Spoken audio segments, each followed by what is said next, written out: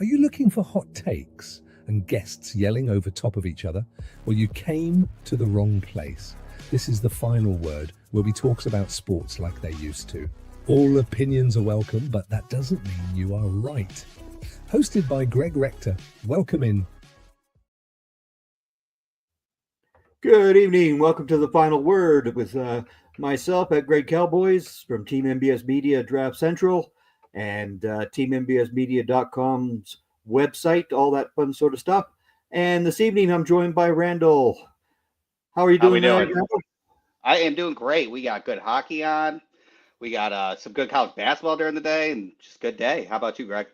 Well, yeah, I'm watching the hockey as you are.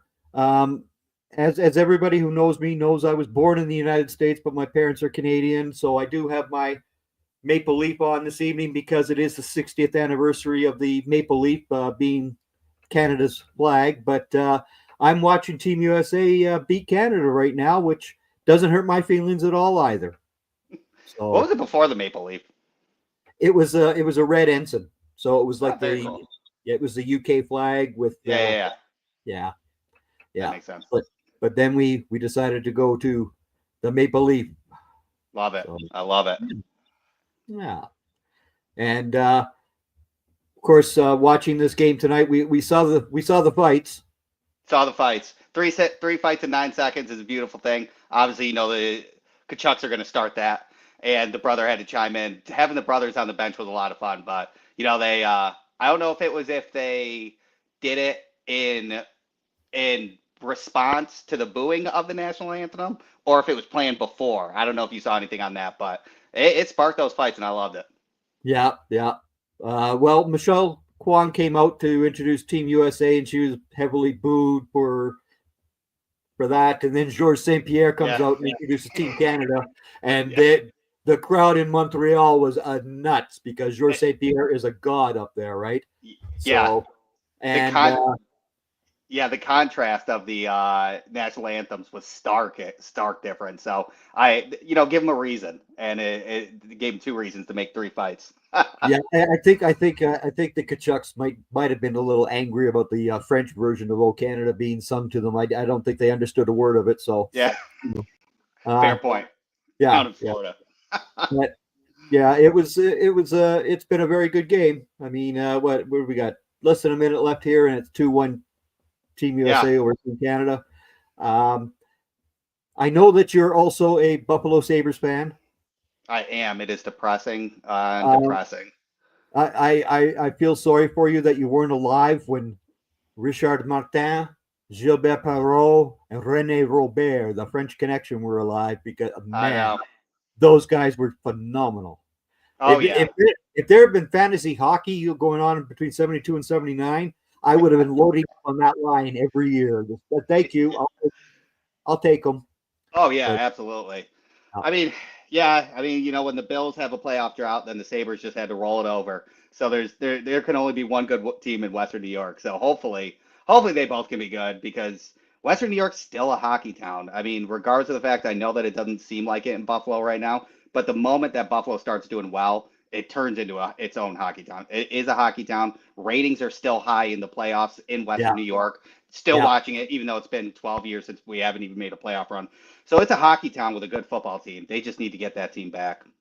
Well, exactly. And of course, it's owned by the same bunch that own the Bills. I know. And there's always the small rumors that he spends a lot of cash on Buffalo, so there's a limited amount of cash that they can spend on the Sabres. And that's a rumor. That's obviously not been confirmed or anything, but it gets confusing when we see our salary cap and no moves being made and stuff like that. And I know it takes 2 to tango in free agency, and why would you want to go up to Western New York when it's -5 degrees out all the time and you haven't made the playoffs in 12 years sort of thing. So people might choose different directions and for different reasons, but the money not spent is a little concerning in my eyes. Well, I mean, the salary cap does go up for another $8 million over the next 3 years in the NHL. I think TV deals should skyrocket, right? Yeah. So, we'll see what happens with the Buffalo Sabres. Who is your hockey team? My hockey team? Yeah. I'm an Edmonton Oilers fan. All right. My dad was a Boston Bruins fan. My Yeah. grandfather en français, le Canadien. So Yeah. you know that Boston and Montreal despise each other. I Oh, mean, 100%. Yeah. right? So I mean that was war between my father and my grandfather. And I would go over to my grandfather's house every weekend and watch Les Canadiens on Saturday nights. Nice. In French usually because the English people all out here all wanted to see the Maple Leafs for some reason. I have no idea why. I still call them the Make Believes. That's awesome. So does Yeah, Buffalo. yeah, Yeah, exactly, right? 100%. Yeah. Yeah, Yeah. but it was always horrifying for me to be stuck in the middle. And then when Edmonton got their own team, I said, I'm out. I got my Yeah. own. That's So awesome. yeah, That's a fun team to be a fan of, to be honest with you. I got in-laws that it's a 40-minute train ride to the Bruins stadium, and I still haven't gone to a game because I can't stand the Bruins. I took my dad to see because he grew up with Johnny Busick, who was the captain of the Bruins for many years, right? Yeah. He grew up with his younger brother being his best friend, Oh, nice. and so I took my dad to see a game in the old Boston Garden before they came out with the new one, Yeah.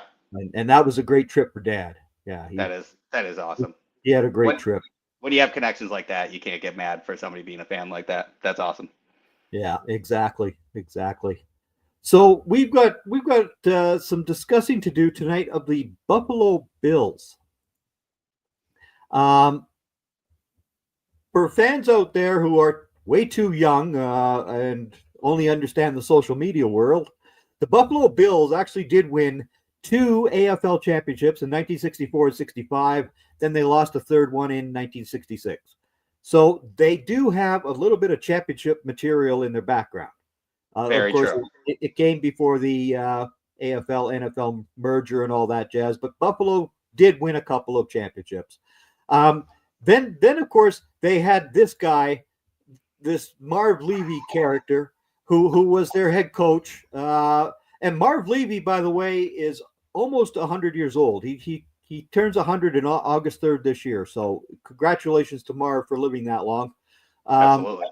you know, but again, Marv Levy annoyed me because he was up here in Canada first, and he was the coach of the Montreal Alouettes, who I never really liked because I'm an Edmonton Eskimos fan as well. Well, now it's the Edmonton Elks. But in 1977, they played each other in Montreal in Olympic Stadium, which was supposed to have their roof on because the Olympics had been ended in 76 and you couldn't have a roof on the stadium and all that jazz. But they had financial difficulties and the roof didn't go up. So this game's played in a cold day, very cold day, and there was ice on the field. It was horrible. And Marv Levy's Alouettes, their players put staples into their shoes. And they were able to beat the Edmonton Eskimos quite handily, 41-6 that year. It was horrifying. So, when Marv Levy became a head coach in the NFL, I just, okay, you can go down there. And then when he was in Buffalo, well, we know the story of the four teams in a row. Are you calling that karma right now? 4 in a Uh, row. that's a bit of karma. It's Yeah. just a little bit of karma, Yeah. Yeah. So some coaches say that if you're not cheating, you're not trying. So Yeah. some And people won Marv Super and Bowls. Marv of course was a heavy smoker as well. He would smoke on the Oh, yeah. sidelines all the Oh. time, right? And to see that he's up to 100 is pretty amazing considering the amount that he was smoking as well. Right? Yeah. You know? Case by case basis for people, I swear. Yeah, exactly right. Then of course, we had the great Jim Kelly as your quarterback. Now I could call him great because he went to the University of Miami before they were the Convicts. He was there before they were Convicts. As you remember, I'm a Notre Dame fan, so the Catholics versus the Convicts was always quite the deal there. But when you guys lost those 4 Super Bowls in a row, they were all painful losses. I mean, the two first losses to the Giants and the Redskins were much closer games. Right. And then, of course, you ran into my Cowboys. Well, it was, and they were both pretty bad beating. Oh yeah, I know. I mean, the Cowboys roster during those times was absolutely stacked. And it was, I mean, those teams were incredible. So it's hard. It's hard to be a Bills fan and then like try to take in appreciation for what that roster looked like. Yeah, Taking it, we had the 4 losses, so it's hard to kind of compartmentalize it. But I mean, the rosters were incredible, and what you guys did during that time was pretty surreal. I mean, yeah, everybody on there, yeah. yeah, Well, exactly right. while the locker rooms didn't love each other, they still fought and still won championships together. Oh yeah, and Thurman Thomas was a great running back. I mean, he received the ball very well of the backfield and all that jazz as well. You know, but again, it was just not going to be their time. You know. No, yeah. Yeah, Thurman's getting on social media talking about James Cook, so I appreciate him putting in his words for that. Yeah, yeah, exactly. And now, of course, you have this guy who's the regular season MVP. Yes, he finally got it. Oh, look, there he is Yeah, with his I think she's the girlfriend. MVP. Yeah, I think she's the MVP. Yeah, yeah, yeah. Haley Staples. Okay, that's not a loss for you, Josh. You definitely won it in life in that. What 100%. But again, yes, he was the regular season MVP. I did not actually support either one of the two quarterbacks as the MVP this year. I was much Barkley. more a Saquon Barkley guy. Honestly, I think that's relatively fair. To be honest with you, I stopped caring about it because of the social media discourse that ended up happening with it. So at this point, I just like Lamar Jackson so much as a person that I hated the discourse that happened between Josh Allen and Lamar Jackson. And then just knowing it from a person to person aspect that, when they slapped up after the playoff win, they know each other, they like each other. So I do not like the way the discourse went. So I kind of almost hoped it was Saquon Barkley, especially with the year before when it was given to Lamar Jackson.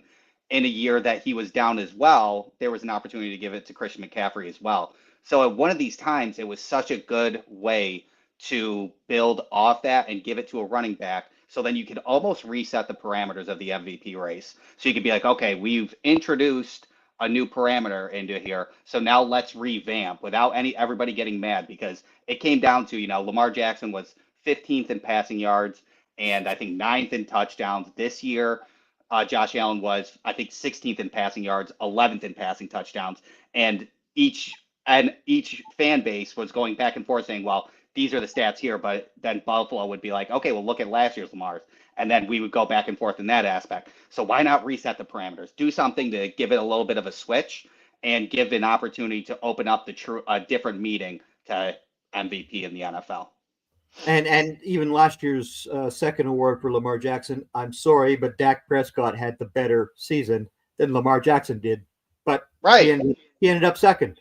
Crazy, so, right? Like it created this hostile environment that was so unnecessary to where they could have a chance to reset it, but they just want to keep it a QB award. And yeah, which as you are well aware, I'm not a fan of this entire mindset of the QB. The QB, no, there's 11 men on that field. Right, especially when you look at how the NFL evolved in one offseason. This year was so much different to look at in the run game, the defense switching from just doing cover 2 shell into now doing cover 1 man more.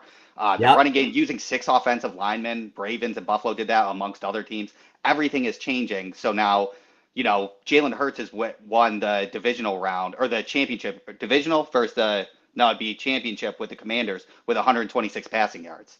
So it's different. You have to change things. You have to adjust. It's not a QB award anymore. Which I hope it goes away from it being just a QB award. I mean, it really does drive me bananas.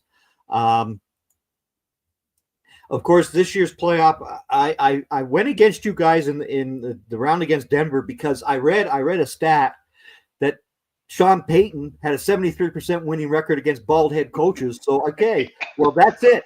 It's over.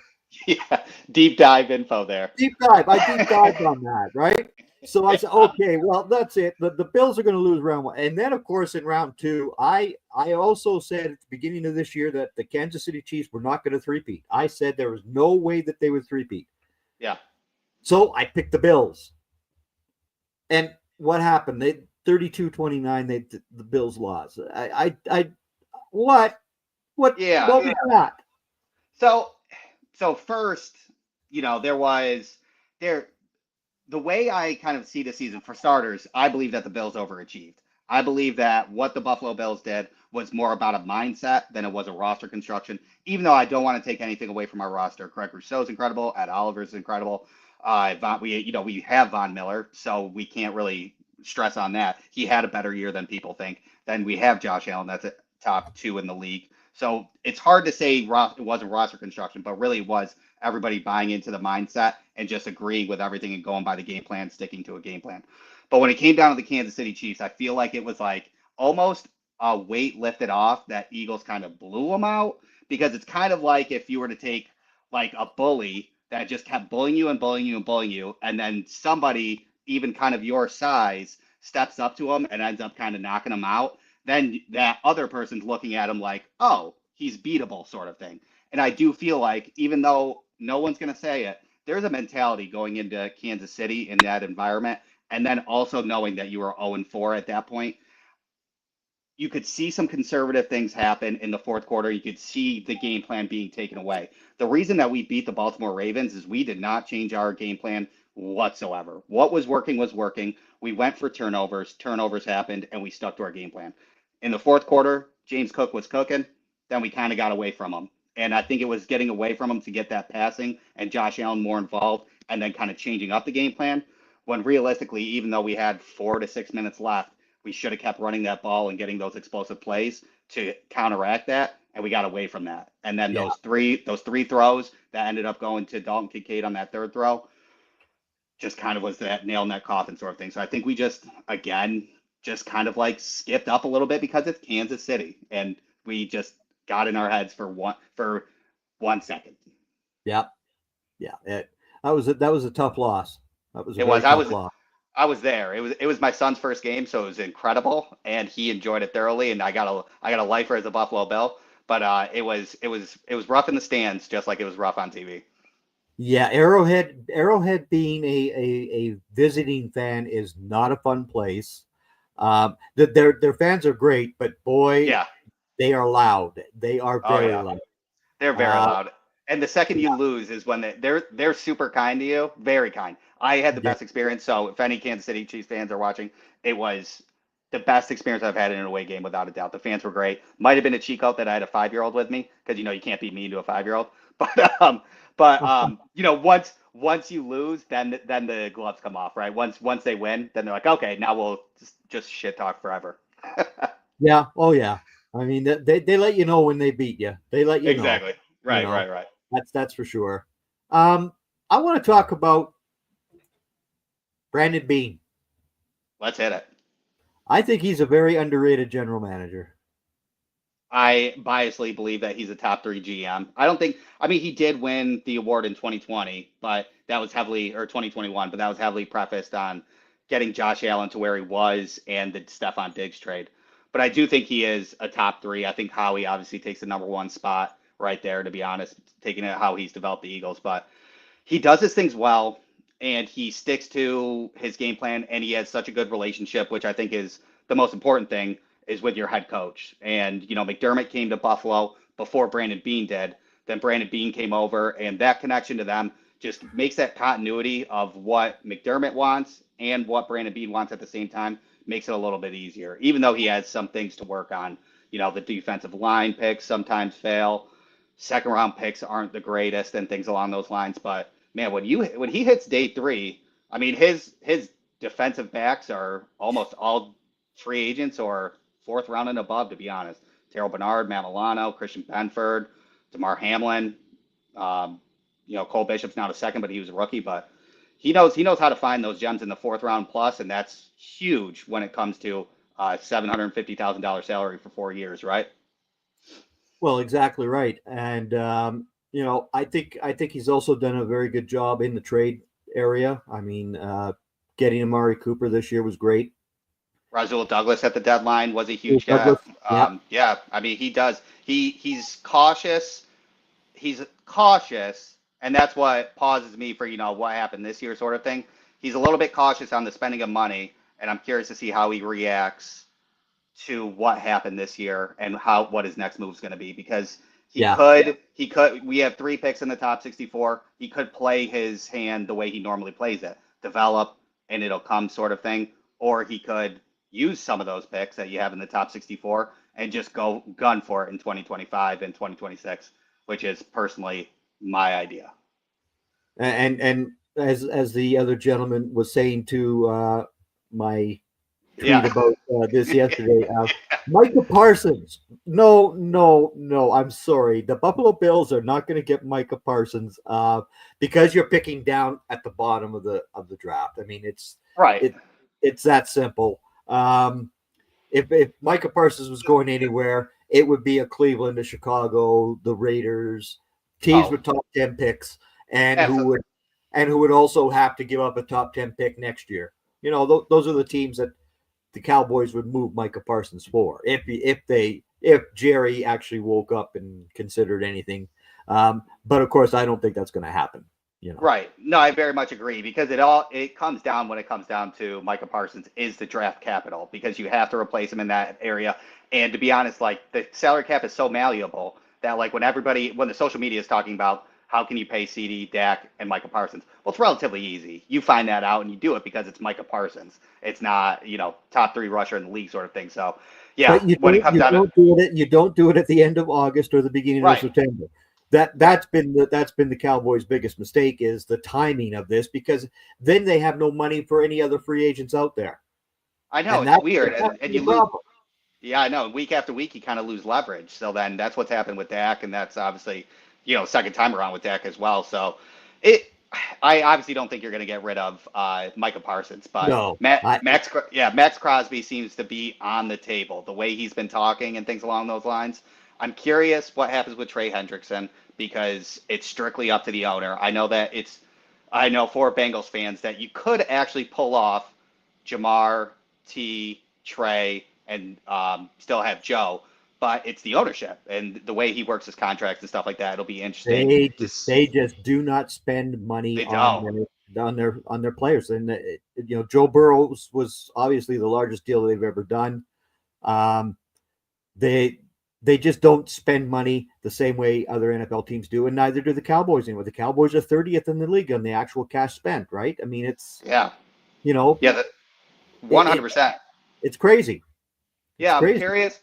If I'm not mistaken, was Joe Burrow, was he the first player to get guaranteed money outside of his first year for Cincinnati too? Yeah. So it's like Trey Hendrickson definitely deserves that. T. Higgins definitely deserves that. Jamar Chase definitely deserves that second year guaranteed money. So that's another predicament. So like, what are they going to do? So if you're looking at like Max, Trey, and Myles Garrett, all 3 available, it's kind of hard to think about him missing out on one of those 3 when we already overachieved in 2024. It'd be kind of a disservice to Buffalo not to do it. Yeah. But I do have a question about Brandon Beane's idea of trading with Kansas City last year at the draft. What in the world was that? Okay. I'll get my sensible approach is that it was a rebuilding year, right? So at that point, he thought it was a rebuilding year. Come in 28th. Obviously, they were not a fan of Xavier Worthy. I'm assuming his weight played a factor into that. So they were not a fan of Xavier Worthy. So they didn't really care who they traded back with. I think it was a best trade available for who they took, and it happened to be Kansas City. So he didn't look at the team name, just went for it, sort of thing. And then obviously wanted to pick up that third to pick up an extra piece, which we got Dwayne Carter, which he was a healthy and active at the end of the season, and I'm curious to see how he pans out. But I did love his character and personality and his play style, to be honest. And then the approach that like I feel like some of like what was going inside his brain was when Tremaine Edmonds, we were supposed to get a 3rd round comp pick out of Tremaine Edmonds, and we missed the 3rd round in the comp pick bingo by like the smallest margin I've ever seen. So then that awarded us a 4th. And Brandon Beane in his press conferences was very angry. Like he said he talked to many people for hours about why it wasn't a 3rd round and why it was a 4th round and how he was ticked off about that system and things along those lines. So the no 3rd round in the draft was definitely in his head for a lot of the times, especially when we needed one of those in that trying time sort of thing. So I do think it was a combination I think he didn't care about the Kansas City Chiefs because he was more honed in on acquiring a third, and that's Yeah. where kind of that headspace kind of got into it to where he didn't care as much. Sort of that completely went away. I wonder if we did have a third, he probably wouldn't have done it because he refused the Patriots when we got back to 32, and then the Patriots wanted to trade up to 32, and we Yeah. declined the Patriots, even though it's divisional. But technically, we play Kansas City twice a year, anyways, because we ended up playing them because they're first in the AFC West, and then we end up playing them in the playoffs. So, so he said it was strictly divisional to not trade with them. That we traded with the Panthers. Right. So, I think not having the third skewed partly a little bit of the judgment and not caring as much as you should have that it was the Kansas City Chiefs. Yeah. It was just a shock. I know. What did what? Okay, but then you got Keon Coleman, who was a good receiver out of Florida State, and Yeah. but like Jeff and I said at Draft Central last year, well, Keon's going to have to learn how to play in the cold in January, and he can't just come out on his contract year and play in the cold. Um, but he did all right. He did all He right. did. He did. When you took away, like, because he had his wrist injury and things along those lines, I believe he was efficient, and you could see throughout the year that he was growing with Josh Allen. Like there was a goal line fade to him, and Josh Allen threw it kind of like right at his head, and you could see him pointing up, sort of thing. And that's kind of like that communication that I really like to see. They consistently worked Keon in on slants, quick slants to get him Yep. yak after the catch, things like that. And they were learning, and they never stopped using him on those. Kept using him. Eventually, he started getting used to him, sort of thing. So there's a plan in place for Keon Coleman. It is up to you're right. It is up to Keon Coleman to actually make that plan in fruition. He's athletic enough. Yeah, yeah. And Yeah, and of course, keeping the offensive coordinator Joe Brady is very, very good move for the Buffalo Bills because Joe Brady got Josh Allen to stop trying to be the Superman. Uh, yeah, that that was always the thing holding Josh Allen back was he had to do everything. No, you don't. You have James Cook in the backfield. You don't need to throw the ball to every receiver that's on the sideline. You can throw the ball away. You can do these things, Josh. You don't need to go out and rush the ball either. Every opportunity that you have, and he got away from being Josh Allen. This version of Josh Allen is a real NFL quarterback. 100%. And what I was like kind of confused about as well when thinking back at it is like, first of all, we had James Cook for a while. Aaron Cromer came in 2022, which he is top three offensive line coaches in the league. Probably maybe Bengals and Eagles in those top three, or if for the AFC at least, and obviously Eagles NFC. But anyways, at that point, we had a great offensive line. You had Deion Dawkins, you had Spencer Brown, we had Mitch Morse before Connor McGovern, we had Osiris Torrance and stuff like that. The offensive line was always there to develop a run game. It's surprising that it took. Daboll's always been a passing offensive coordinator, so having Joe Brady just stepping in and even just lowering his average depth of target, it helped out Josh Allen to realize how to slow things down and how to Yeah, just game manage, sort of thing. So just doing that and then unlocking Khalil Shakir in that is what helped kind of develop Joe Brady's plan and come to fruition. Because I'm glad, the way that our offense is built is for Joe Brady, as Joe Brady is built for us, and that's why I think we overachieved this year as well. yeah. So of course, the Bills do have some free agents this year. We You do.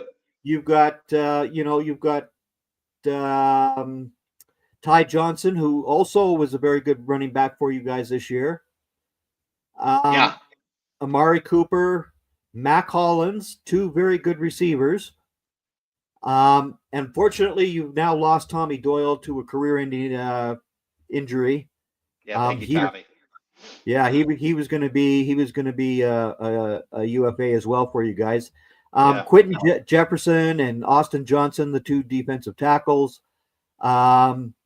Smoot, who's an edge player. Rasul Douglas, Damar Hamlin, Yep. and those are going to be your free agents. Yeah. And then also Reggie Gilliam for our fullback, Reggie Gilliam. which Yeah, I hope we get him back. So Ty Johnson is probably like the one that I've gone back and forth the most about, is just because of this running back class in the draft. It is, there's 25 to 30 draftable running backs, and they're all good. it's so deep when you're looking at Ty Johnson being a running back 3 in the league, but how efficient he was. Are we just going to pay him a little bit more money just to be that RB3 role because he's with the system, knows the system, and everything along those lines, and how efficient he was in the pass game and the run game, as well as the blocking game? I assume, I'm just curious about what his market value and what his agent wants him to make, because he is deserving of making more money than he had with the Buffalo for now. But how much is it, and how much can we afford? We're starting off at -8 million in the cap and things along those lines. And Greg, I want to get your input on this with Amari Cooper. Matt Collins is a no-brainer. Amari Cooper, I want to extend, and I know a lot of Buffalo is not in line to extend him because he didn't look productive throughout the year. Mind you, we got him halfway through the year in a new system that he had to learn and things along those lines. But I don't see a path other than Amari Cooper unless you were to string up a contract for T. Higgins to make our wide receiver room better without Amari Cooper. I don't see a literal path. If there's any other path other than T. Higgins, I don't see it personally unless you trade for somebody like Shaheed, that's a field stretcher, but then you're talking about injury concerns and things along those lines.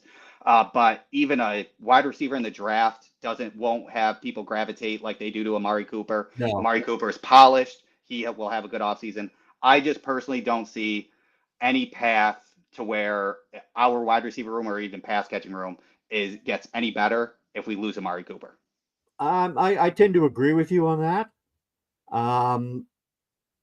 Because again, this year's draft is a very, very different draft. I've only got 12 first round graded players this year. 12. That's it.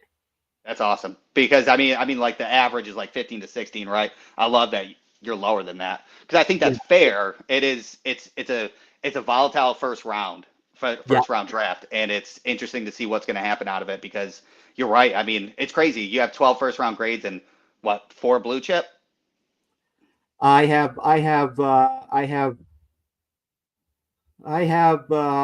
My blue chip players are Abdul Carter, Ashton Genty, Mason Graham, Travis Hunter. Yep. That's what I got. 4. Yep. Those are my 4 blue chip guys. Yep. That's it. Same. I do also, I have Vic as a first round graded player, which so many people do not. I don't understand that because if you just watch that guy from his starting career when he had Olave and all those other guys with him, and then he had Marvin Harrison, and then he's had Jeremiah Smith this year. This guy has been the perfect number 2 receiver.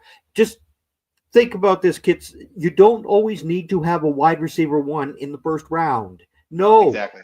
No. You know? He produced all the time with great receivers, and he blocks well. He's a great blocker. Yeah. Will do everything. Great emotion. Will do everything up the field, down the field. It's a no-brainer. Honestly, like I've been teetering putting Egbuka at number 2 for me. I'll keep Ted McMillan as my number 1 wide receiver, but I kind of flirt with Egbuka and Burden in between 2 and 3 because I love Emeka's floor. Burden has been my 3rd. Egbuka has always been my number 2 receiver. Period. Similar thinking. Yeah, for sure. Yeah, because I think both their ceilings, I mean, Burden's ceiling could be a little higher, but I think their ceilings are pretty similar. And then Egbuka starts off just ready to go. I mean, he's smart, intelligent, athlete, does everything, great route runner. Love him. And if he slides down to 30 and the Buffalo Bills don't announce his name, I would just be like, are you guys off your rocker? Now, Brandon Bean, I'm going to question you at this point. I mean, if he fell to you guys, that boom, you've got him. Oh, 100%. Yeah, I know. And it's his wide receiver scouting is a little bit questionable. If you look at people like drafting Justin Shorter, we got Khalil Shakir. Don't get me wrong. That was great. Keon Coleman, the jury's still out and things along those lines, but his wide receiver drafting has not been the greatest, to be honest with you. So when you have somebody staring at you in the face at 30, I mean, it's almost like a scapegoat for him. It's perfect. Yeah.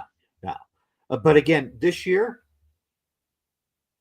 we don't even know if Tennessee is going to go with a quarterback because of their GM statement that he's looking for a generational player. Well, Cam Ward and Shadur Sanders are not generational players. And this is why Travis Hunter is 4th on the list for me. Yes, he can play corner and wide receiver, but He's only 6'1", 185. Right. If he's going out there as a wide receiver and he has Patrick Surtain on him, he's got, Deron Bland for the Cowboys, or, these corners in the NFL are no slouches. 100%. They are no slouches. Well, yeah, it's smart for. I'm not sure how it actually works, Greg. I don't know if you do, but he's listed as a cornerback for the combine, and I'm not sure. Does he choose or does? He chose, Okay, he chose. Because he goes to the corner. Because even as a corner, though, in the NFL, if you saw him last year, not this past season, the previous season, get beat up by Alec Ayamore from Stanford, and I mean beat up, 274 yards of receiving for Ayamore he was phenomenal against Travis Hunter. He was unstoppable. It was a fun game to watch. Manor is underrated as well. Yeah. and that young man comes from 3 hours east of me up here in Canada. Yeah. Oh, yeah. Most definitely. So, again, yes, he played corner and wide receiver, but he's not going to be able to do both of them in the NFL. You're not going to be able to do this. I'm sorry. There's no way. And again, as a wide receiver, press man coverage against a guy like Joey Porter Jr., Patrick Surtain, all these guys who are bigger and stronger than you are, you're going to have a harder time. Oh, 100%. And I assume it'll be wide receiver packages. I don't know. He was great in the red zone. So I would think it would maybe start in red zone and then try to go from there and see where he ends up, how he's adjusting to it. Because at least in red zone play, it kind of cuts it short, so then his elusiveness at the stem can kind of give him that separation, and then he can kind of get his feet wet in some touchdown scoring and things like that. So that's where I would assume he would start in the wide receiver packages and go from there, because throwing him in every now and then, like sporadically on a first down, second down, or third down, doesn't make any sense to me. Maybe if he somehow takes the tops off things and he's a third down wide receiver, that could be a possibility, but I wouldn't think that would happen until a second contract, to be honest with you. Yeah. And again, he has to get physically bigger. I'm sorry, he just needs to be. He's not physically big enough to be a consistent threat as far as being a wide receiver or even as a corner. You got some big boys who are going to be receiving against him. And again, you might have gotten away with that in the Big 12, but this is the NFL. You're playing against men who are playing for their paychecks. They want to come out and beat people up like you, Travis. 100%. And even if he gets put in the slot too, and then he takes on a bigger guy and things like a linebacker, things like that, that's not going to work either. So it'll be interesting to see how he ends up, especially if he ends up with Tennessee, because Tennessee could use some wide receiver help. It's like, are you going to force the issue? Or are you just going to let him develop into his own kind of human? Taking it, this is the first prospect that we've had that is willing and can do both since, the 90s. So what do we do from there? And how do you let him develop into his own NFL player in the nurture basis? Because we do know that the NFL is not, the college players do not fail because they are not athletes. I think they fail more because of the system that they're brought into. So how does somebody handle somebody like Travis Hunter in the year of 2025, right? Yep. Yeah. If he was getting coached by any one of those top four teams, Kevin Stefanski, okay, that's a lot of play action. Right. You've got Brian Callahan, who does have an offensive mind. He was with Cincinnati. He's pretty efficient, short throws, like methodical, et cetera, right? Right. But if he goes to New England with Vrabel, that works.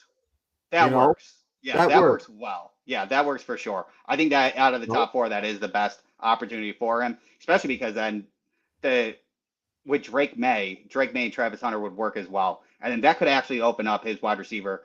That would definitely be the best fitting for sure, without a doubt. Yeah. And even if he does test as a corner at the combine, it doesn't that part really doesn't matter. It really doesn't matter. Right. and if he does go into packages as the corner opposite of Gonzalez, then that's could help the Patriots. Exactly. Yep. Yeah. I So, mean, his zone coverage is crazy. He's got to work on some man. But I mean, yeah. having those two on the sides, it would be, I mean, a force. I would hate it, of course, being Buffalo. Well, yeah. I mean, obviously the AFC East is your division these days. Yeah. Yeah. Um, Well, Patriots are going to quickly get into number two if the Jets and Dolphins don't figure it out, which I kind of almost don't think they will for a little bit. well, you know, the Miami Dolphins and their insistence on that speed, that doesn't work. No, It doesn't work.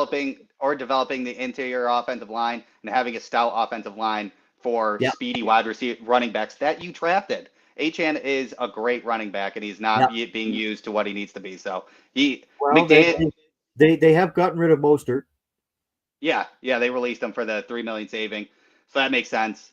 But McDaniel's, I really like him as a coach, and he basically is the best coach for Tua without a doubt. But he's got to switch it. I think he Yeah, thinks his game plan is foolproof, kind of like how Ken Dorsey was in Buffalo, sort of thing, right. where it's your way, it's my way. Like I'm going to solve all these problems with these plays, sort of thing. When really you just have to adjust and react instead of keep to the same game plan.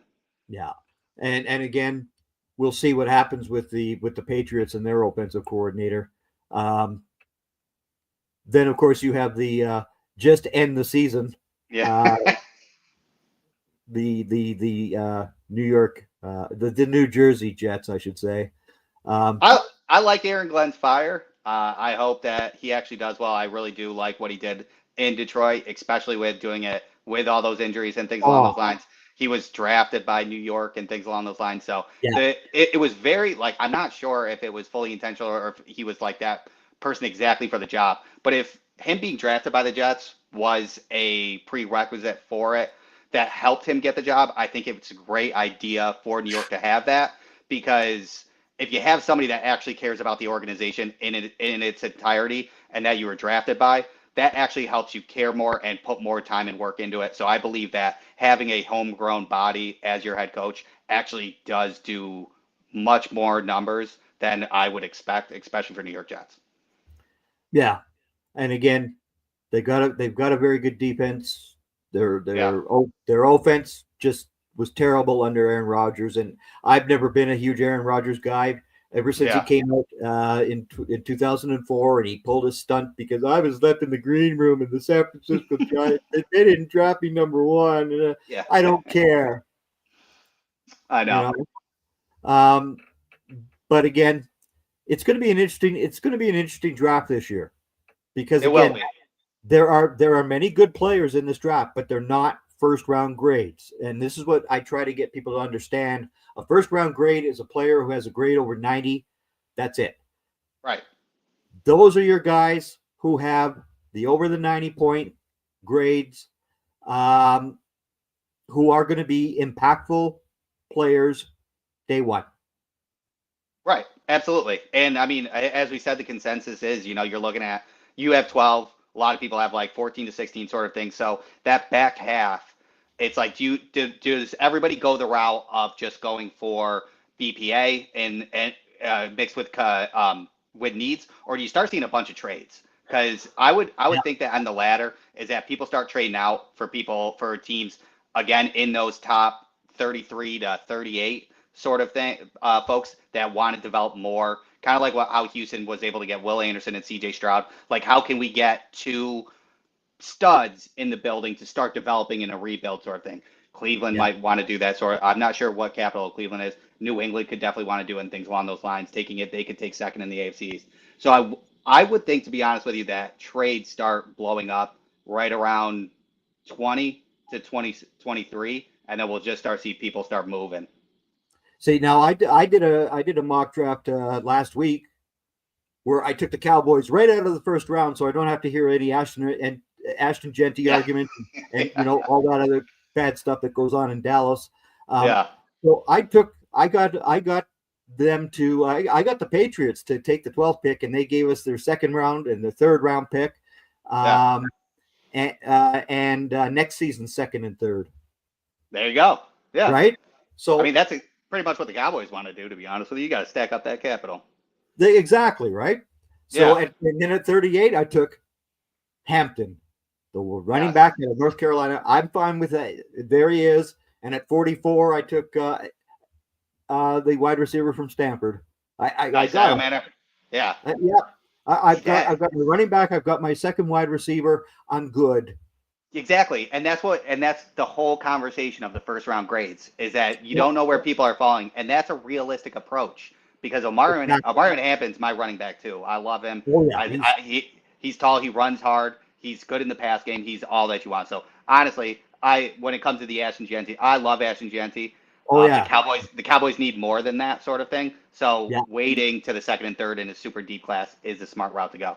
And then Io Manor is a possibility at that 44. And that is where, you're looking at all those X receivers in this class. Buffalo went and got an X receiver last year in a large separating wide receiver class, while this one is a lot of X receivers coming out. So that Io Manor can fall to 44 because you have people like Ted McMillan and Yep.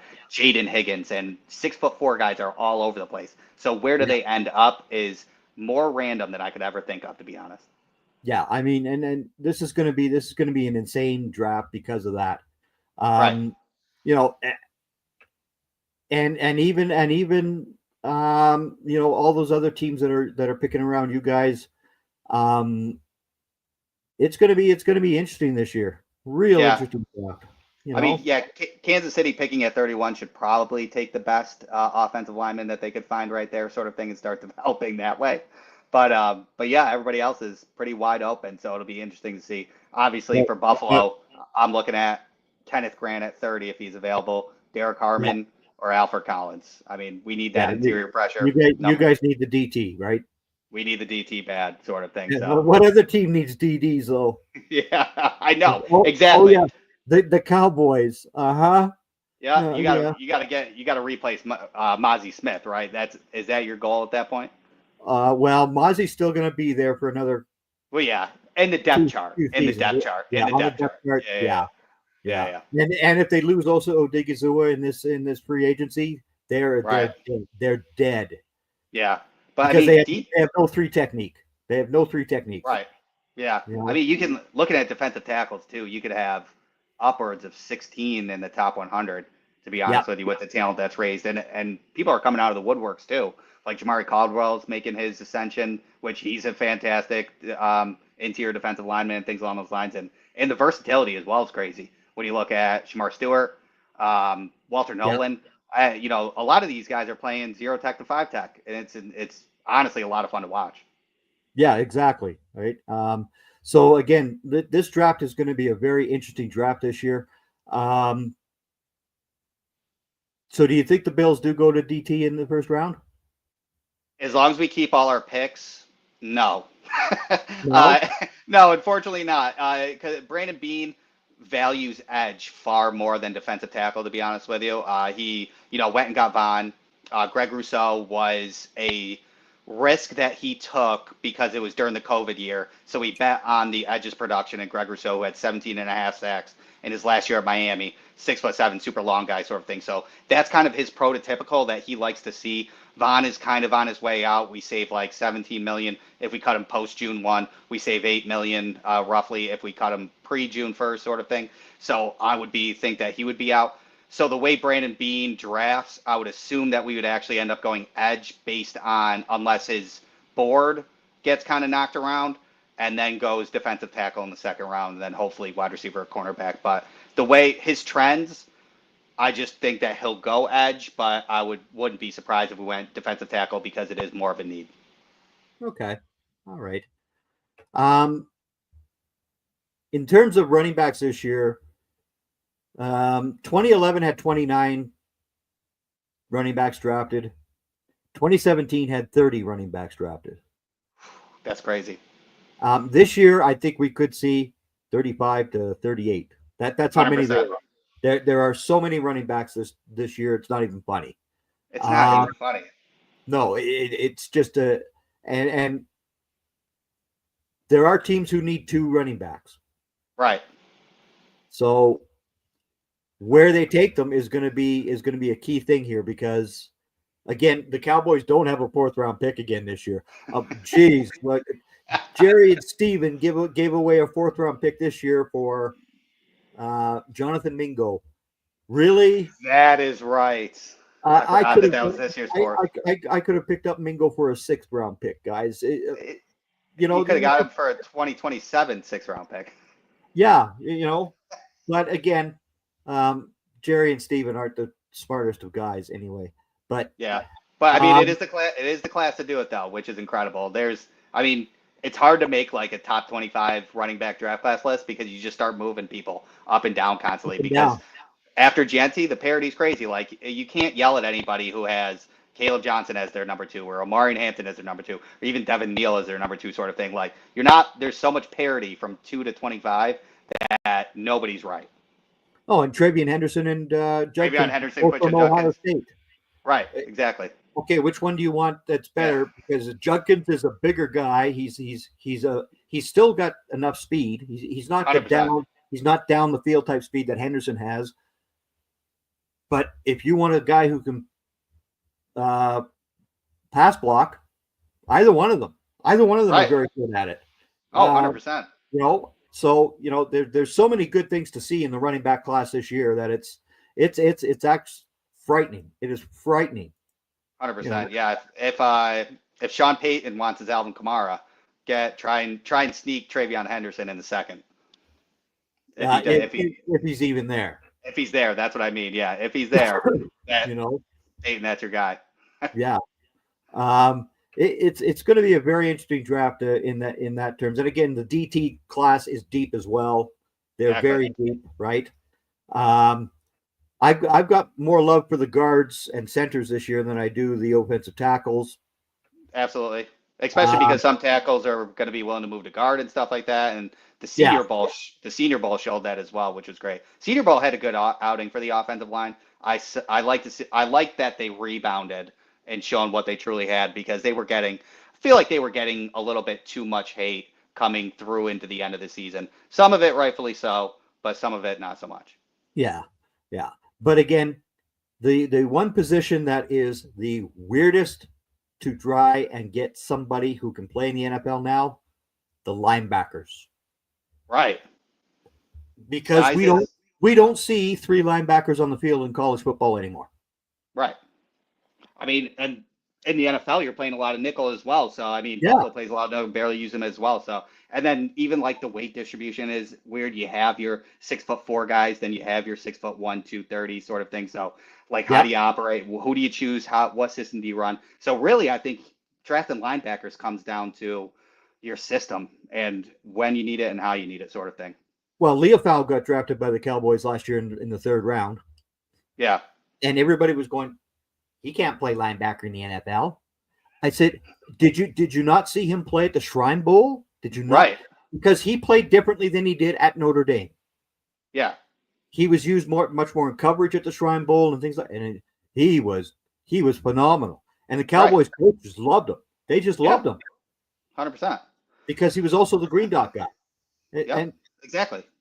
Bingo. Hello. Okay, so you got Leofau. Again, no Demarion Overshawn for 8 games, however. That's going to be a dangerous thing. Who knows when, with these guys that are coming out this year, if they even go after a linebacker or they sign another free agent like they did at Eric Kendricks last year. Who knows, right? Right.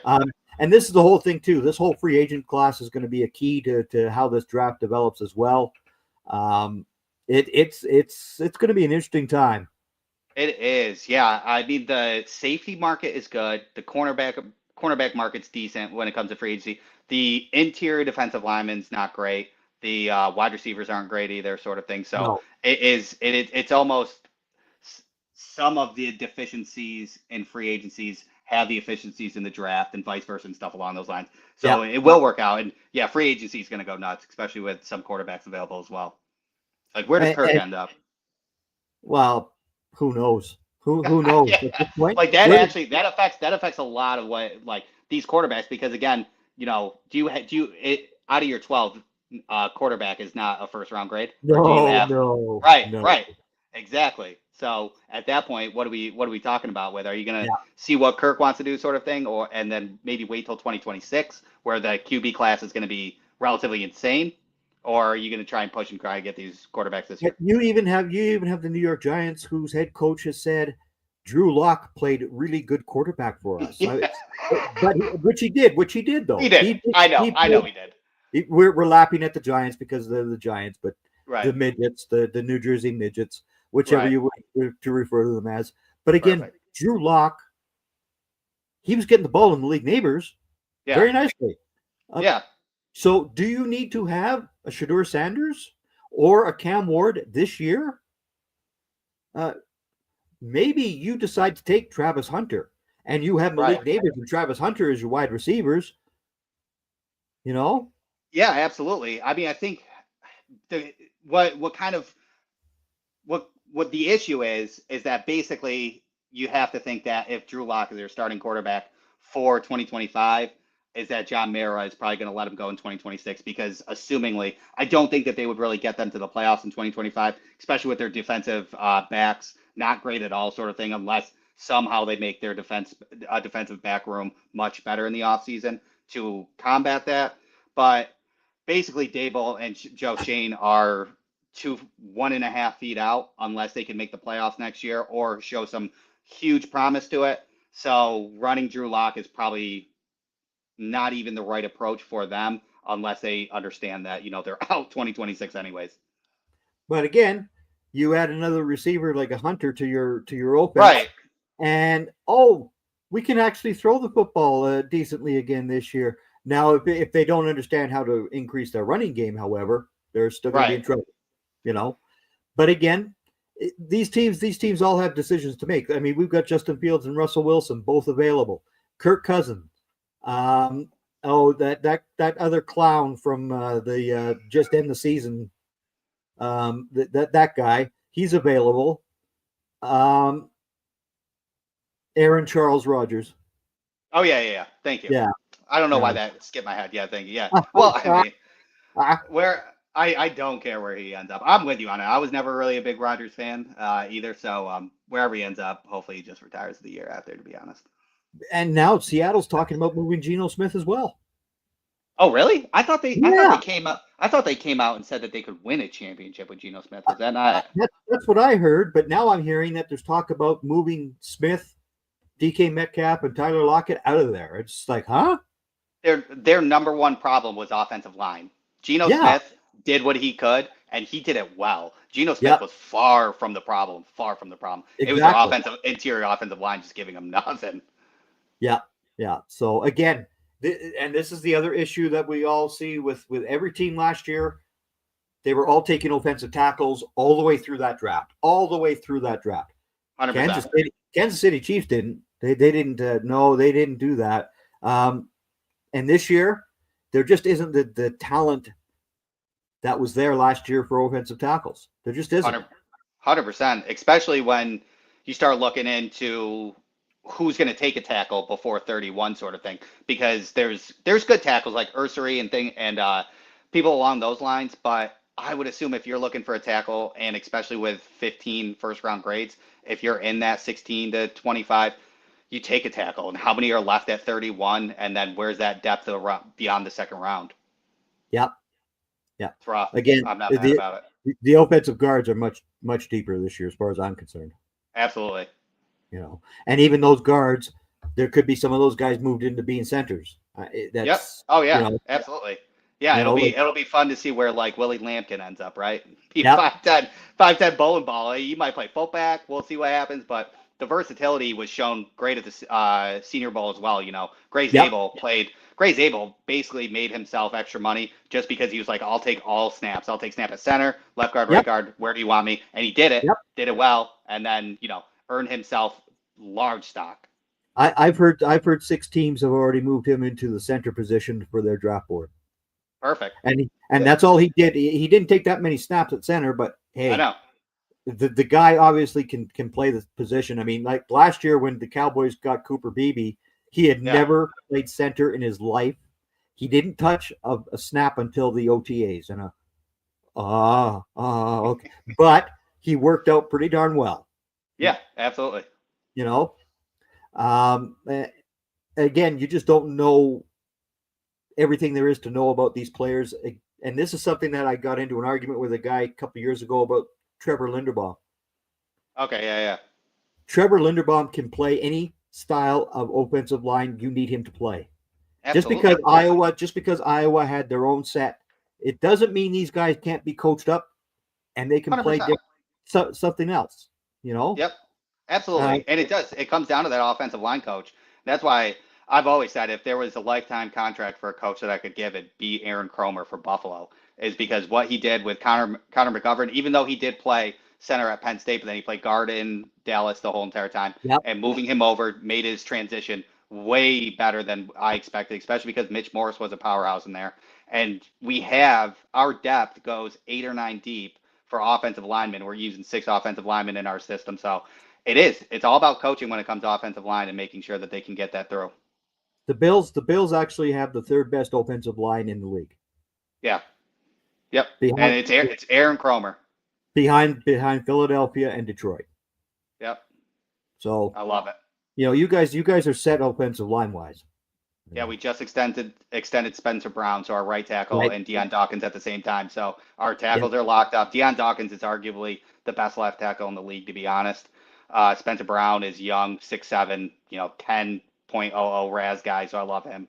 And then Osiris was a second-round pick. There's that real big guy from the island. UNI, that plays in Philadelphia. However, that man's a very good left tackle as well. I mean, he's big, mean, nasty. I mean that's. Yeah. But again, there's just differences there. Right. I mean, 100%. Yeah. As long as on my side. Well, Tristan Wirfs is also very good as well. Yeah, that's why I said arguably. Yeah. So, as long as it's not that Trent Williams guy, he needs to retire. He's old and get him out of there. He does. Yeah, that's another one. San Fran sitting in the teens. They'll need a left tackle. They're picking 11th. They pick ahead of the Cowboys. 11th. Yeah, there you go. Yeah. We'll see. But again, this whole draft scenario is going to be a wild, bizarre ride this year, and I'm not going to be upset with teams taking a player who could be the 47th player on my board at 25, right? Because he becomes their BPA. That's who your team determined was their BPA.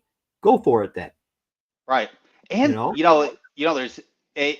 I don't think that this will come to fruition, but there's also a conversation to be had about a couple second rounders like Jackson Dart and Jalen Milroe and quarterbacks around those leagues. Is anybody that if they don't get picked in 25, 26, and 27, that those second round teams that didn't get a quarterback trade up for that 5th-year option? And then that's another discussion to be had and things along those lines. Yep. So there's so many avenues that this draft is going to go to where it's going to be must watch TV for draft fanatics for sure. Oh, it is going to be absolutely insane. We'll be on all 3 days at teammbsmedia.com, Draft Central. Jeff Barnes, Bill Carroll, myself will be on all 3 days. It will be a wild, wild ride this year. That's for sure. Definitely. So do the Bills win the AFC East next year?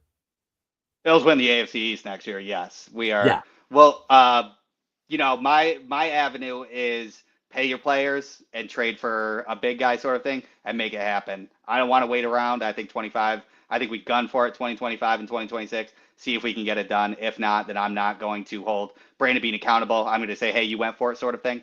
So the AFC East should be locked unless the Patriots do something crazy. But then you start getting into what is Baltimore going to do? It's the forearm race now that Cincinnati will probably be better on defense and stuff like that. So it's kind of going to be a chapter 2 of this year and who changes, what happens sort of thing. And then, what goes on there. The NFC probably has a little bit more parity in my eyes to see what happens with the NFC. Probably less predictive than the AFC.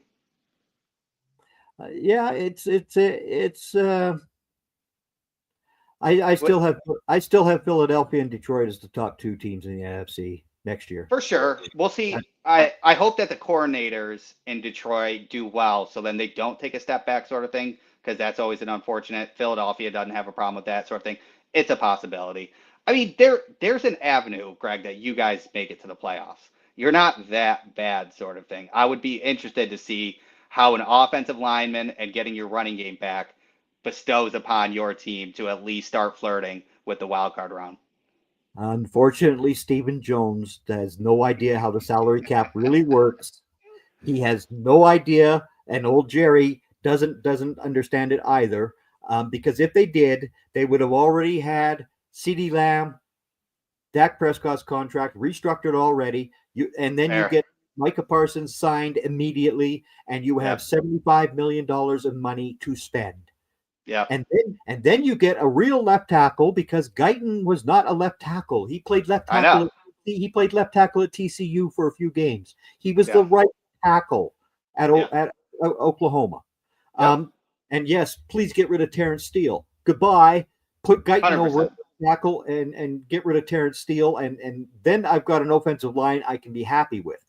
Right. But they need to sign the free agents, not They do. the bottom barrel guys.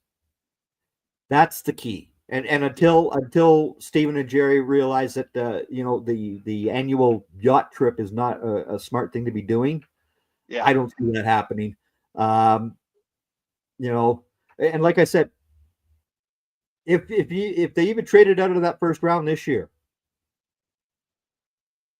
you've got players that can come in and assist Dak Prescott. 100%. And the other thing with Dak needs to go back to being the 2016 Dak Prescott, where he would take off. He would run the football. It was not something that was looked down upon. Like Jason Garrett just railed him in 2017, and it was like, what are you doing? What are you doing? Let the guy go. Right. And so I would love your input on it, because I was always confused, and I feel like most of NFL fans who are watching just assume that he's not running because of his previous injuries. And obviously everybody thinks previous injury. I know, right. Everybody thinks previous injuries, you're not going to run sort of thing. They don't want to risk another injury because he might end his career with a third injury sort of thing. But it's way past that now. Like, even if that was some of the reason, you're way past that now. If Dak Prescott, I think, has a great character, great personality, and a winning attitude, so somebody's got to unleash him. And again, it was Jason Garrett and then Kellen Moore as the OC, and they just reined him into this area of the backfield, and it was just like, let him run, please, let the man run. Yeah, that unlocks so much for the Cowboys, especially so much for CD and whoever gets to be next to CD in the wide receiver room. And then you're running, this running back class is so deep, where it really does open up the offense. I mean, I do believe. I mean, I did not watch all of the Cowboys games last year, but it just seemed it was one dimensional for the defense to plan for. So when you guys played offense, you looked at them, like, you can't run the ball. We could stop with these 4 defensive linemen and maybe 1 linebacker. You can put 5 in the box too, because we know that you're inefficiently running the ball. Until week 9, Rico Dowdle wasn't the starting running back. I mean, it was just totally ridiculous. And this came out of training camp last year, day 1 of training camp. We're watching the Cowboys on the field. Dowdle is easily the number 1 running back. He needs to be the starter. Day 1 of training camp is what we all said. Right. And week 9, you finally make him the starting running. It was totally ridiculous. Getting good old Zeke back and things. Yeah. Well, yeah, and again, that was the interference from on high. Which, I mean, those 2 guys, they are clueless when it comes to putting a winning football team on the field. Until they understand that's all that Cowboys Nation really cares about, is being back in the NFC Championship games, back in a Super Bowl. We don't care what you do with the brand. You're great at the branding, the marketing, all that jazz. You're fantastic at it, boys. Have at it. Leave the football to the real people. Leave football to the real people who understand the game. And that includes the salary cap, Stephen. Yeah, I know. It's like you're sitting in purgatory because it's so obvious that it's there. And the number 1 answer, without a doubt, is just get a GM and do your owner's stuff. And you know that it's never going to happen, sort of thing, because Jerry's said it multiple times that it's never going to happen and things along those lines. So it's insane I've also come up with a better plan, and that's for the rest of the NFL owners after they got rid of Snyder. And all this dirty laundry that's apparently out there between other owners and all this other. I want all that dirty laundry aired, and 31 owners all voting. No owner can be the GM of a team. That's it. We're done. I love that, to be honest with you. I think that's very fair. It makes sense. And first of all, that all that dirty laundry should be aired out. There needs to be refreshed, because that's what took Daniel Snyder so long. Is other owners were looking at like he could blow a whistle, sort of thing. There was moments of whistleblowing that a lot of people were afraid of. So it's just like, everybody needs a hard reset.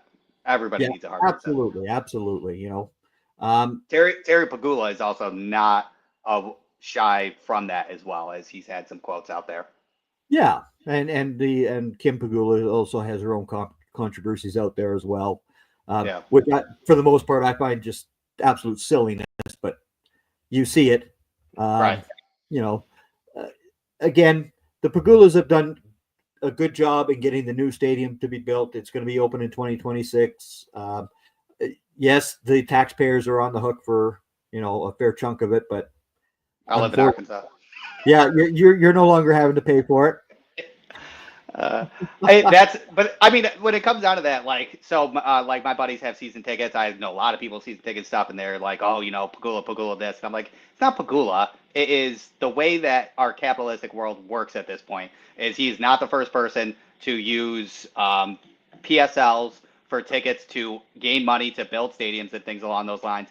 It is the system's problem. It's not the Pagula problem. I do think it's unfair, but it's been happening. And a lot of things need to change in the monetary business of the sports industry, because fans in itself pay way too much money for apparel, tickets, everything along those lines. Something's got to change, but you can't pin it on one person. It's the system in itself. Yep. Yeah. Well, the hockey game ended. What was the final score? I had it on my phone. I was looking. Team USA won 4-1. 4-1? Oh. Yep.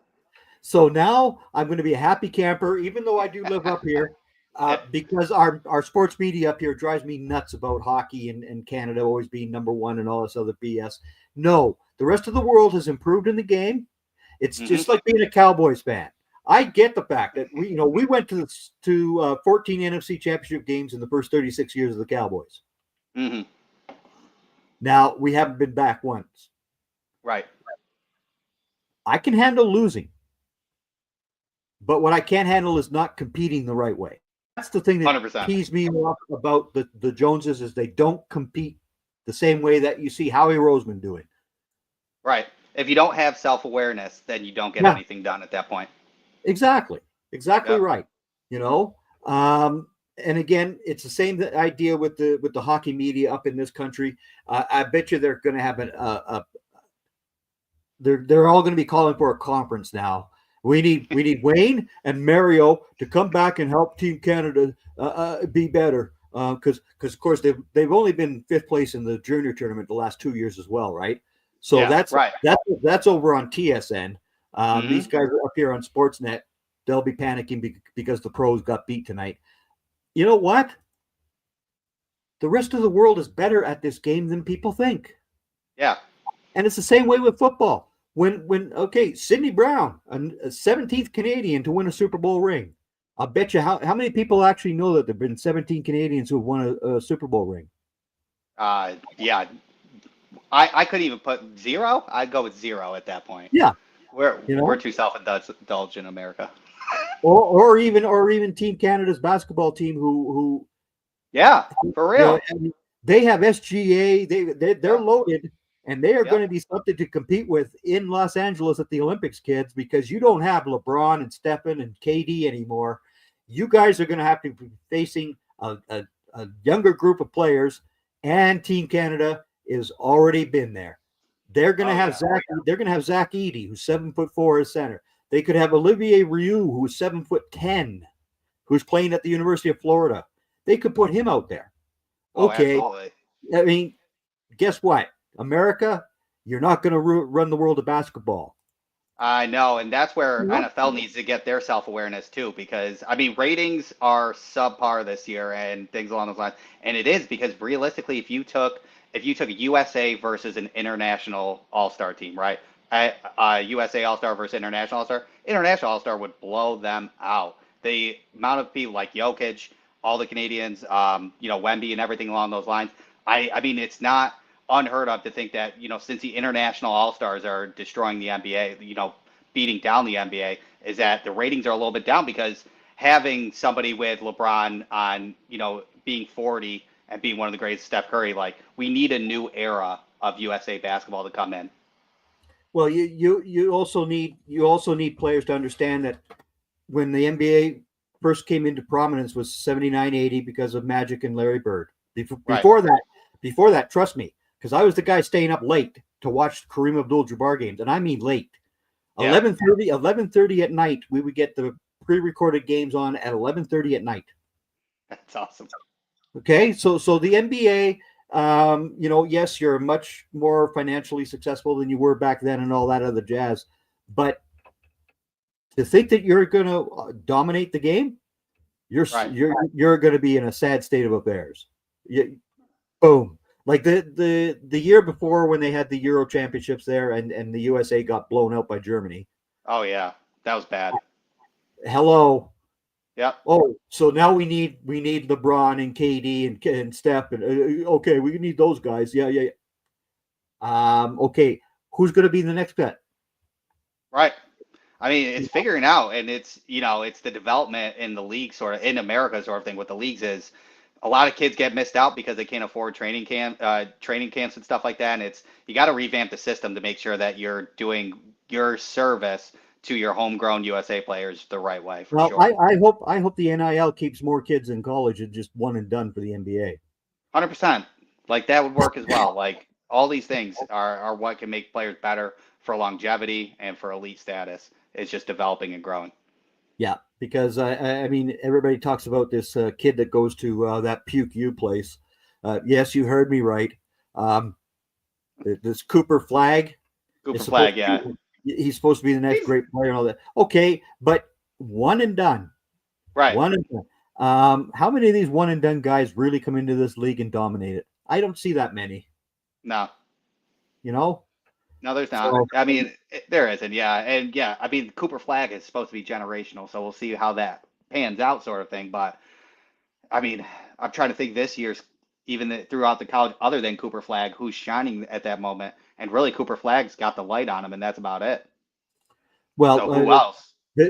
I'm seeing reports that this draft is being a much deeper draft than last year, and so I don't know. It's too hard to keep up with because I'm too busy with the NFL draft, right? I know, same. Yeah, that's my focus for sure. I have scouted 400 players now.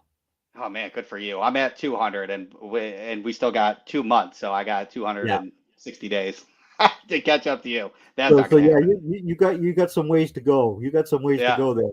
But again, so next year the Bills will win the AFC East again. Do they get to the Super Bowl next year? They do. They do if I think they make the chances for it. If we go through the draft and develop, I don't think it happens in 2025. I do think it is if we go get a Myles Garrett or a Max Crosby that can hit the quarterback, we do. And the question is that, and then it all just starts around what the Bengals do, what the Ravens do, and what the Chiefs do. I do think the Chiefs will be on a downer year because they went for the 3P. Unfortunately, didn't fail, and they do have to retool as well. But the Ravens have enough capital to do the same thing that we can do, to be honest with you. They're not strapped that much for cash. They could do exactly what we do. The Bengals could figure out their own way, and then there could be sleeper teams. The Houston Texans can figure it out still with CJ Stroud on that rookie contract and things along those lines. So if other teams start to retool quicker than us, then I'm not going to be happy, and I don't think it's going to happen in 2025. I think Brandon Beane needs to make the biggest move of his Buffalo career and hammer down, put an all-star team together, and take a championship in the next 2 years. Okay. I'm also going to tell you that you guys need to draft from the University of Notre Dame Xavier Watts at number 30, Xavier Watts. I love Xavier Watts.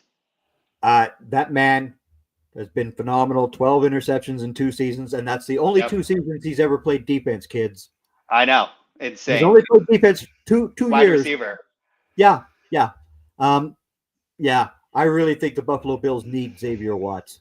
I think so too. That would shore up your secondary so well. For sure. And like we drafted Cole Bishop, and when we drafted Cole Bishop, Brandon Beane was like, well, he can do both. He can do strong safety, free safety. Obviously, the NFL's built more where people aren't just strong safeties and free safeties. It's more of hybrid roles for both. But Cole Bishop is more of in the box safety, and he hits well. He's good cerebral, but he's more in the box. Xavier Watts next to him in that complementary role, which again is exactly what Brandon Beane loves when we had Poyer and Hyde together, is that duality of those two. And that's almost exactly who Poyer and Hyde were, to be honest. And that's something that the Bills did not have this year. And I think by going with Xavier Watts at pick 30, you guys would be laughing. Yeah, I mean, he's my target. He's my target other than Makuba from Texas in the second round. If I said that right. Yeah. But Makuba. Yep, Makuba. But between those two, I mean, that's kind of where I'm sitting at with the two safeties in that department. I'm curious. I personally think Xavier Watts at 30 would be fantastic. Taylor Rapp has one more year under his contract. He's stuck in 2025. We have DeMar Hamlin as a free agent. I wouldn't be surprised if he walks because I think he is going to lose his starting role to Cole Bishop. So it'll be Bishop and Rapp in that backfield.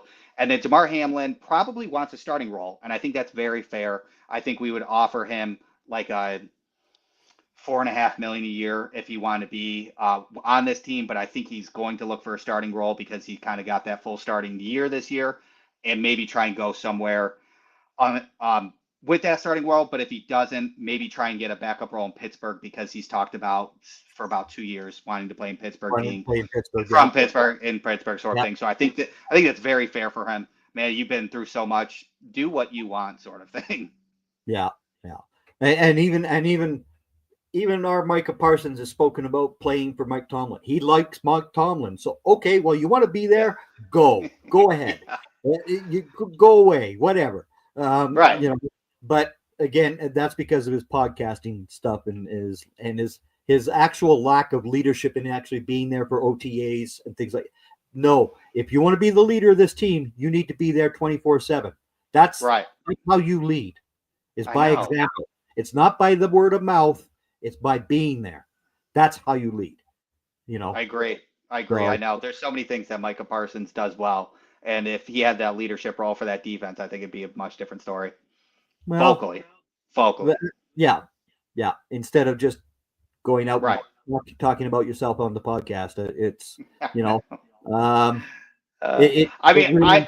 don't shy away from people having podcasts. I personally think, which obviously I'm never going to be in a situation, things like that. I'm never going to be a professional athlete, but I'd always think that PR people would tell you just do it once you retire or once you get to a certain age sort of thing.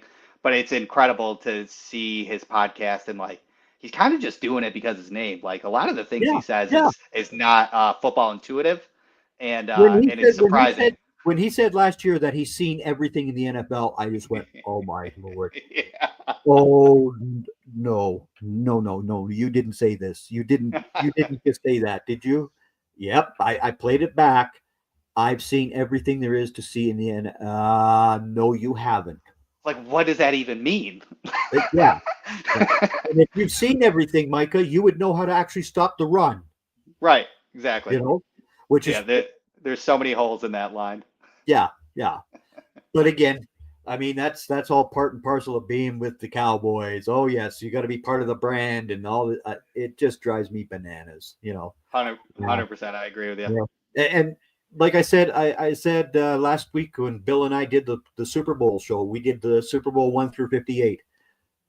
Troy Aikman's in the Hall of Fame, correct? Correct.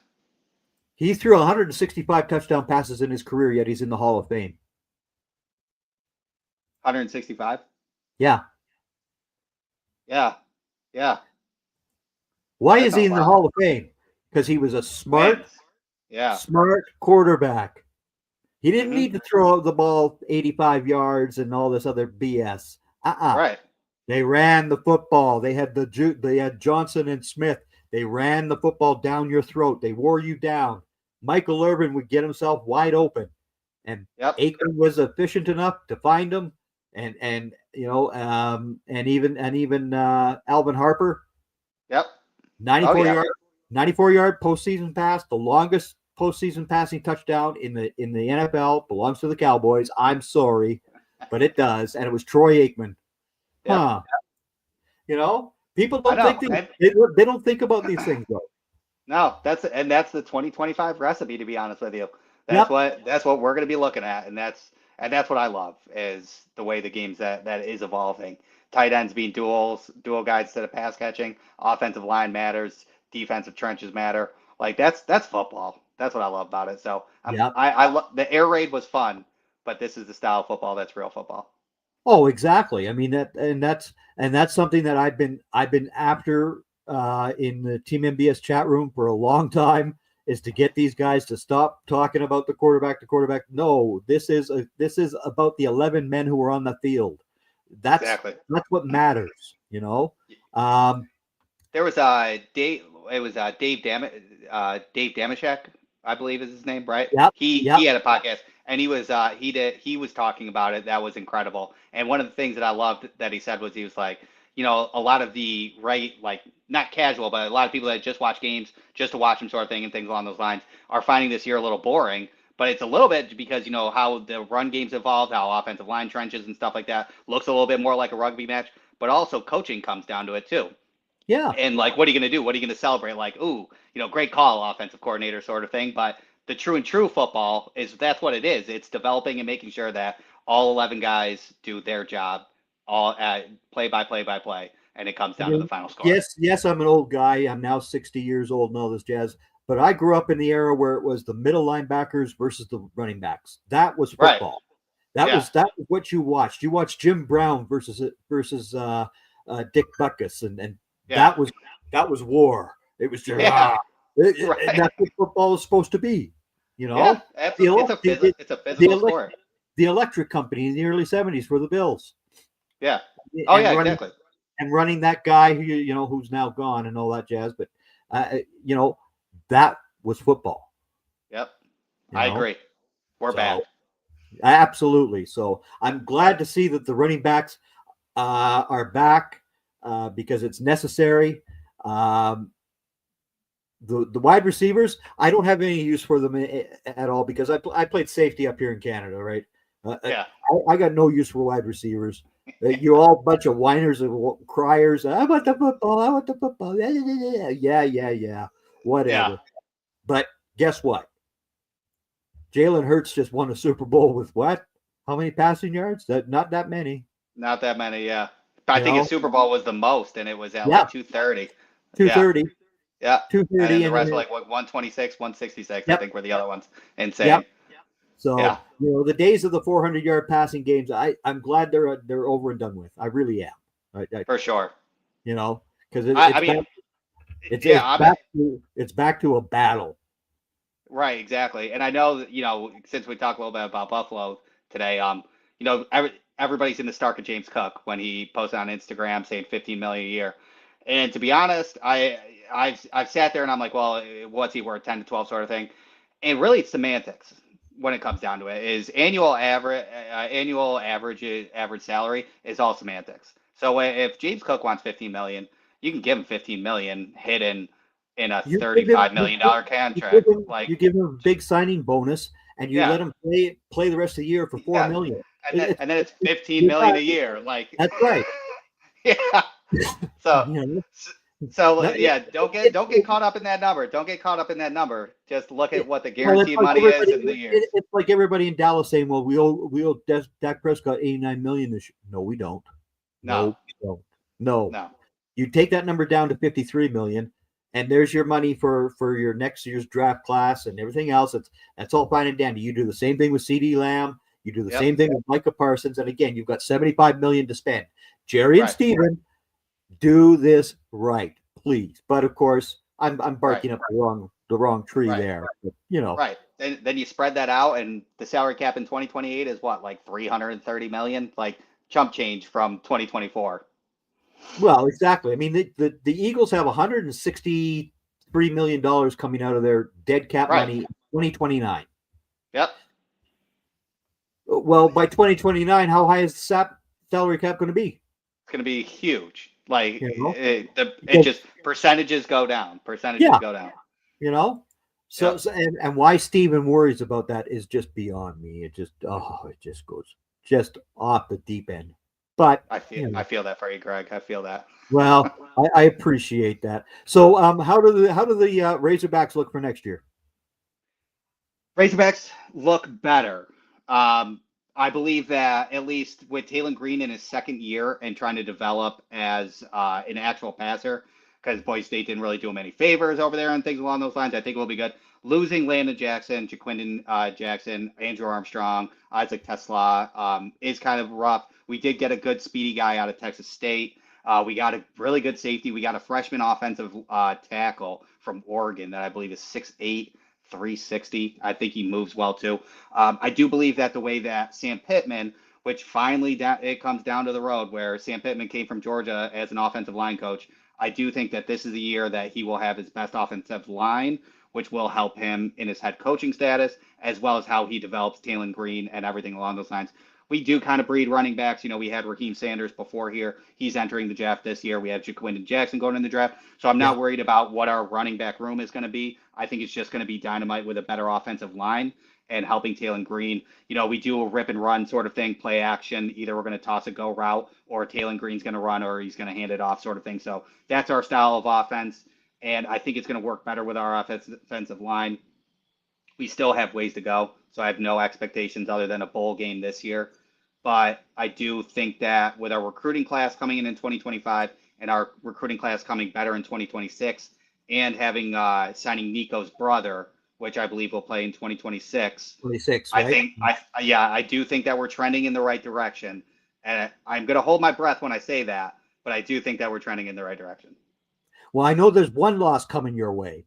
I know one loss coming your way next year because the Fighting Irish are coming to Fayetteville. They're coming down here. Yeah. Well, we need to work something out where if you'd like to attend, I'll get the ticket and we will we'll at least hang out and watch the game together. That would be a pretty good trip. Come back to the roots of Arkansas. Come back to Arkansas and watch Notre Dame pound the Razorbacks. Yeah, you know that would be a fun trip. But yes, it's going to happen. Marcus Freeman did an outstanding job this year. And we've got so many kids of ex-NFL players who are coming in too. Yeah, I mean, he is the, like everybody talked about Bill Belichick with UNC, like all those NFL players going to Bill Belichick because of the developmental process. But when you watch what Marcus Freeman did with that team and how many of those kids bought in and changed their whole entire mental aspect of that game, why wouldn't you want to play for Marcus Freeman? Yeah. And Notre Dame was loved by the whole country this year. It's amazing. Yeah, I know. That's so true, to be honest with you. It's the first time I've ever seen this because normally I'm with the most hated NFL team, the most hated college football team, the second most hated basketball team, in the Lakers. Baseball I've always been safe in baseball because I'm a St. Louis Cardinals fan. Yeah. And then of course I'm also a huge fan of the Liverpool Reds in the English Premier League, which means I'm also despised by how many people out there? All of London, Manchester, everybody. I'm a Chelsea fan. Yeah. Oh, jeez, yes. You're like Joe Cardozo, the owner of Team MBS Media. He's another Chelsea fan. Oh, that's good. My mother raised me as a Chelsea fan, so it was pretty easy. Oh, that's a sad situation. I feel bad for anybody who is from that entire London area in football, except for Tottenham. Tottenham, I didn't mind because when I went there in 1986, I was with the Marine Corps and I was with the Royal Marines over in the UK. finished an exercise, and I decided to take a week off, right? Yeah. So I went to London, saw Big Ben, Parliament buildings, all that good stuff. Then I went on a train, pass you to shake a stick, off to Liverpool, Yeah. Anfield. Yes, thank you. I'm home. Yeah. Oh, yeah, heaven. But of course, I'm in that era where it was under uh, the after Shankly, and Bob Paisley was running the team, right? And Yeah. they won the league 6 times in 9 years with that man. I mean, Yeah. plus they won the European Cup and FA Cups, and that's what I grew up with was Liverpool winning, right? So of course they come up with this Premier League, which is just a bunch of BS as far as I'm concerned, designed to keep poor Liverpool down. Yeah. We did win it, Yeah. but this year when we do win it, our fans are going to be there. It's not going to be the COVID situation like it was last time. Yeah. Yeah. And I can't wait for that moment. I cannot Yeah. wait. That will be awesome. Yeah. As long yeah, for sure. I love that. Yeah. But all right, my friend. It has been a pleasure having you on, Randall. What else are you doing these days? Not much. Doing draft stuff. We're doing stuff with the draft professor. Doing just content with that, just getting the board down and things along those lines. And it's now off season, so just figuring that out, and that's about it. There you go. There you are. Yeah. Well, this Wednesday night, Team MBS Media Draft Central is on at 9:15 Eastern, and we will have our linebackers and our tight ends. Oh, all right. Yeah. Tight ends are a good one. Linebackers are a great one. I think my linebacker guy might be Chris Paul Jr. And then my tight end guy. Well, my tight end guy was Elijah Arroyo before he blew up. But I really do like in a late round like Maliki Motivayo and things like that. But I'll definitely check that out. Oh, see, Maliki, I have to announce his name because Jeff is not good with the pronunciations of the name. No, he's no. So he's one player this year. There's not as many of them as there has been in past years, but right, yeah. Motiveo is going to be. Yeah, I'll take care of his name. It's okay. Yeah, but it's going to be a real interesting draft. And again, we're on every Wednesday night, 9:15 Eastern, 8:15 your time. All right. And we just go through our top 5 players, and we'll have actually a tight end from the University of Massachusetts on next week. Oh, that's awesome. Do you know who he is? No. Oh, he's a big boy. I mean, a big boy. I do know him. It's going to drive me nuts. I actually did a little research on him like a month ago, and I want to say that you brought him up, and that's what gave me the research. Yeah. Who is it? Yeah. So,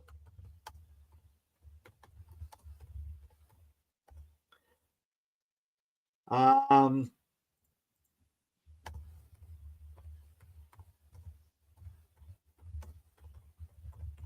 want to get his name correct here.